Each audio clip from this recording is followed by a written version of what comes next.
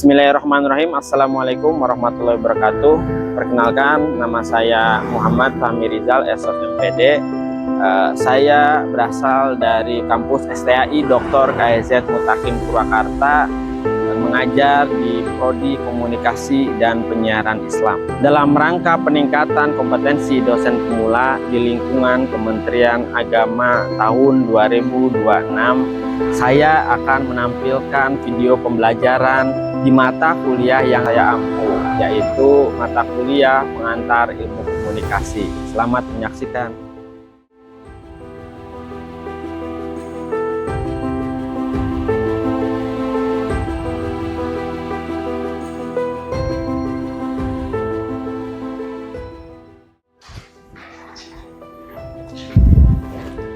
Assalamualaikum warahmatullahi wabarakatuh. Waalaikumsalam warahmatullahi wabarakatuh. Selamat pagi teman-teman.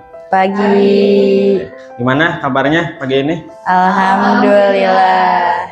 Udah pada makan? Udah. Udah. Main semangat ya karena masih pagi ya.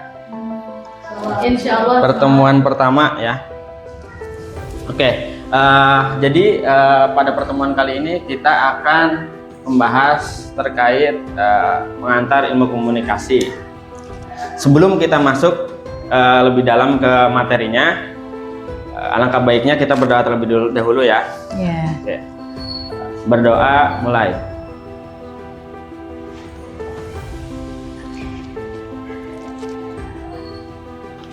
Doa selesai. Oke, sebelum kita menginjak ke sesi materi, saya absen dulu ya teman-teman. Oke. Oke. Yang pertama Asfia. D. Cucunya Sofia. Hadir. Izin. Eva. Hadir. Nabila. Hadir. Raisa. Sakit. Oke. Sofia. Hadir.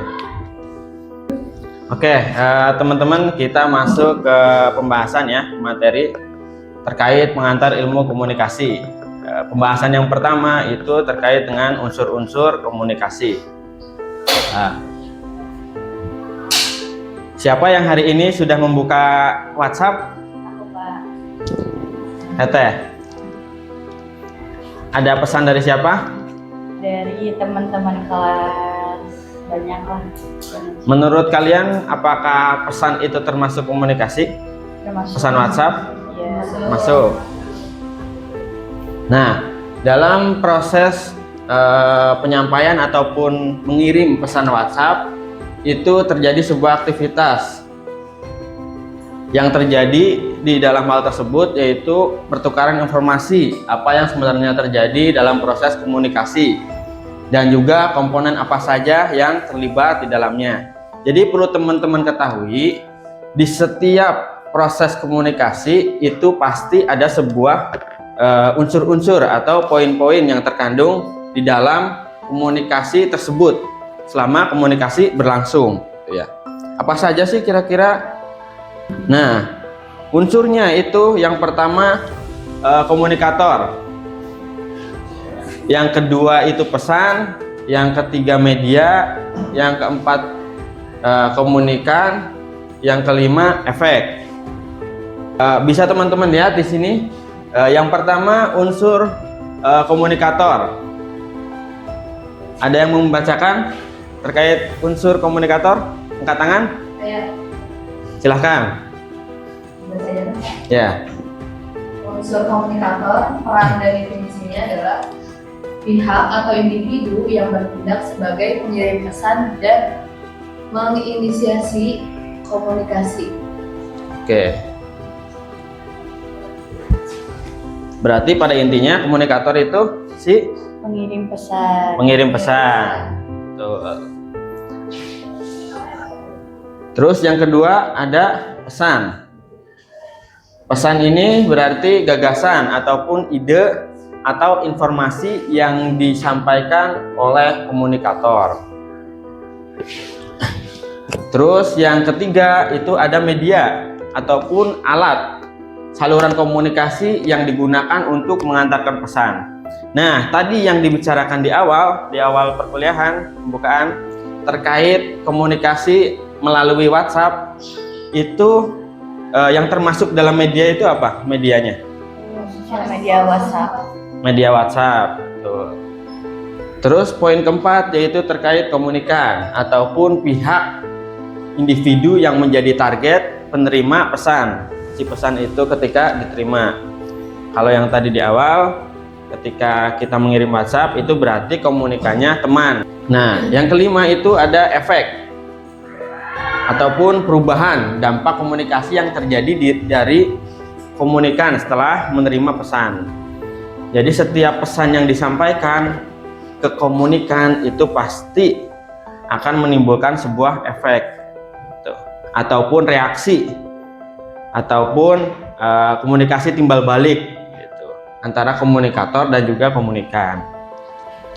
Nah, ini ada contoh kasus ya, teman-teman bisa lihat di depan di PowerPoint, di presentasi PowerPoint. Ini ada kasus pertama itu dosen mengirim pengumuman tugas melalui WhatsApp.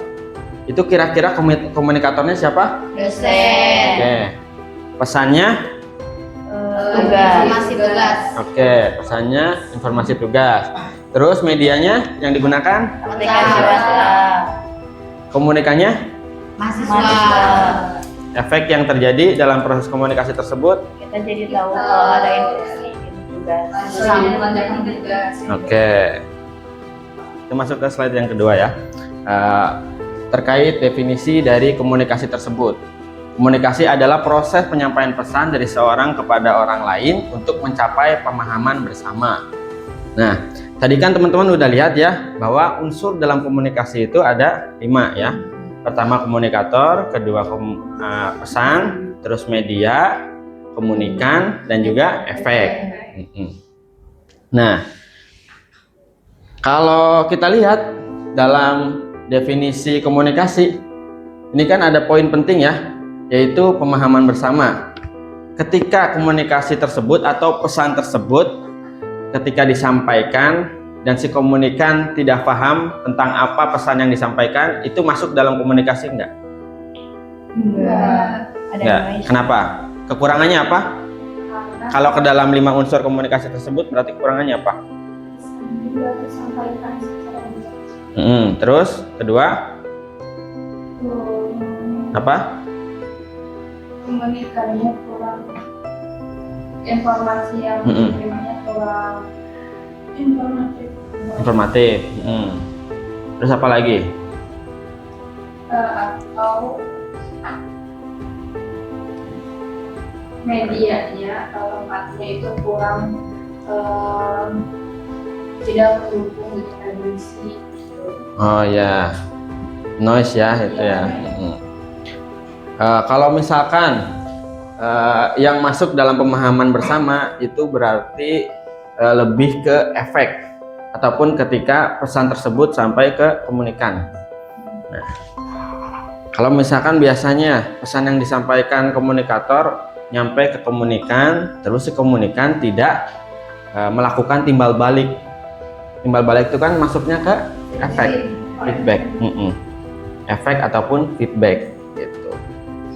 Berarti kan karena kurang paham atau tidak mempunyai pemahaman bersama, masuk dalam konseptual dalam pengertian komunikasi gitu. Selanjutnya kita masuk ke sesi kuis cepat.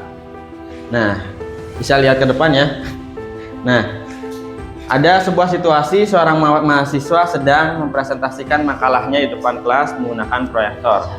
Nah, yang pertama yang ditanyakan, pertama siapa komunikatornya, apa bentuk pesannya, terus apa media yang digunakan di dalam gambar tersebut ya, terus siapa komunikannya dan juga apa efeknya. Mungkin ada yang bisa menjelaskan, bisa angkat tangan? Oke, mangga.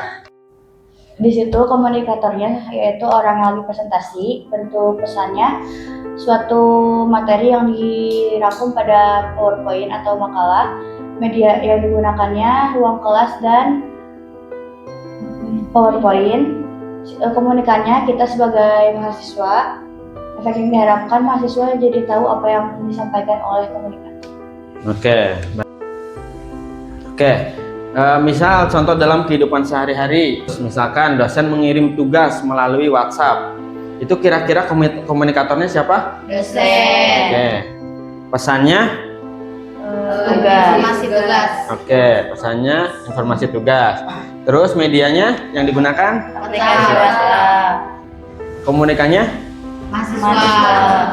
Efek yang terjadi dalam proses komunikasi tersebut? Kita jadi tahu kalau ada interaksi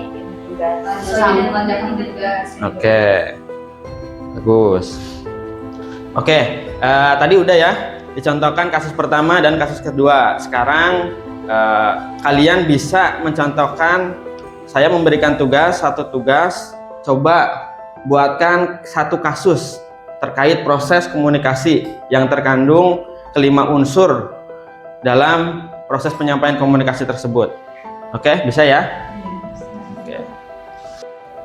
Silahkan, siapa yang sudah selesai diskusinya? Kita mau kelompok satu. Enggak. Kasusnya apa? Kita mau ngambil contoh dari organisasi ya, misal ketua umum Hima gitu. Beliau tuh ngasih informasi ke kita sebagai anggota kalau misalkan di hari ini tuh sepulang sekolah mau ada rapat. Nah, terus rapatnya tuh waktunya setelah perkuliahan selesai gitu. Dari situ kita tahu kalau si ketua Hima itu sebagai komunikator, kita sebagai komunikan. Lalu pesannya tuh mau ada rapat, dan efeknya tuh kita tahu rapat akan dilaksanakan setelah selesai perkuliahan. Oke, selanjutnya silahkan kepada kelompok 2 untuk menjelaskan kasus keduanya. Oke, saya Pak, terkait dari pihak kepolisian menginfokan ke masyarakat sekitar bahwa nanti tuh bakal ada penilangan dari tanggal sekian sampai tanggal sekian. Akhirnya masyarakat mendapatkan informasi tersebut dan menjadi lebih hati-hati dan menaati peraturan tersebut. Nah, komunikatornya pihak kepolisian, Ya. kemudian komunikannya itu masyarakat, Ya. Medianya? Medianya lewat internet dan Instagram atau platform media sosial lainnya. Berupa flyer berarti ya. Ya. Kemudian efeknya akhirnya masyarakat Jadi lebih menaati peraturan dan Oke. waspadai Oke, bagus. keadaan. Oke, sekarang teman-teman coba ya buat melingkar, diskusi, dan praktekkan sebuah proses komunikasi dan jelaskan apa yang terjadi di dalam proses komunikasi tersebut dan kekurangannya apa. Silahkan ya teman-teman. Mbak itu kan sebenarnya. Kita harus kios orang, maksudnya tapi kan nggak akan dimakan. Kan dia masih ya voice over. Nah itu juga media. Orang mana? Wah, adanya orang Oh, kenal sisi 3. ya kan saya. Pulang sama siapa nanti? Pulang sama siapa? Pulang sama siapa nanti? Apa? Terus kedengeran? Pulang sama siapa nanti? Oh, sendiri aku. Nah, jadi teman-teman, tadi adalah contoh komunikasi. Namun dalam komunikasi tersebut terdapat satu unsur yang tidak terbawa, yaitu efek. Tadi komunikator mencoba menyampaikan pesan dan menanyakan kapan si komunikan pulang, namun si komunikan sedang menggunakan earphone, jadi dia tidak mendengar apa yang komunikator ucapkan. Nah, jadi efeknya tuh hilang. Oke, sebelum kita mengakhiri perkuliahan pada hari ini, saya punya satu challenge buat kalian. Silahkan barangkali ada yang mau menjawab. Coba sebutkan satu kata yang paling kalian ingat hari ini. Ada yang mau menjawab? Saya Pak. Silahkan. Kalau saya lebih ke media. Kenapa? Karena media itu relevan dengan keadaan kita saat ini yang bergantung pada dunia media sosial atau kayak penyebaran informasi itu lebih cepat menggunakan media. Oke, baik. Terima kasih. Plus. Oke, barangkali ada yang mau menambahkan lagi terkait kuis ini? Silahkan, angkat tangan. Satu kata yang saya ingat hari ini itu adalah komunikator, Pak. Oke, kenapa? Karena saya lebih suka menjadi komunikator daripada jadi komunikan. Asik. Oke. Plus. Simpulannya dan refleksi, komunikasi yang utuh selalu terdiri dari komunikator, pesan, media, komunikan, dan juga efek. Oleh karena itu, kita sebagai mahasiswa komunikasi harus memegang kelima unsur ataupun poin penting ini dalam sebuah komunikasi, dalam menyampaikan pesan. Untuk pertemuan kali ini, ya, kita tutup dengan membaca hamdalah bersama-sama. Alhamdulillahirabbil alamin. Assalamualaikum warahmatullahi wabarakatuh. Waalaikumsalam warahmatullahi wabarakatuh.